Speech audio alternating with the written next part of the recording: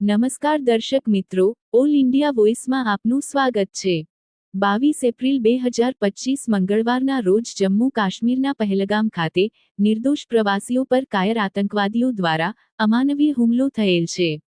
આપણા વીરભૂમિના આ અમર જવાનોને શ્રદ્ધા સુમન અર્પણ કરવા આજરોજ 25 એપ્રિલ 2025 શુક્રવારના રોજ મુરલીધર હાઇટ્સ હંસપુરા નરોડા મુકામે 2 મિનિટનું મૌન પાડી કેન્ડલ માર્ચનું આયોજન કરવામાં આવ્યું હતું। આ કાર્યક્રમમાં અબાલ વૃદ્ધ સૌ કોઈ મોટી સંખ્યામાં ઉપસ્થિત રહ્યા હતા। વધુ માહિતી જાણકારી માટે ન્યૂઝને like share comment follow subscribe કરશો।